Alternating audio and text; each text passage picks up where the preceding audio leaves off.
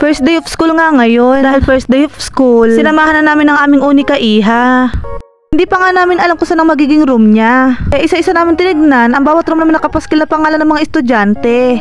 Umakyat na kami sa second floor para malaman kung nandito nga yung pangalan niya. Binabasa nga muna niya isa-isa ang bawat mga pangalan. At ayun, habang nandito ako sa likod ay nakita ko na ang kanyang pangalan.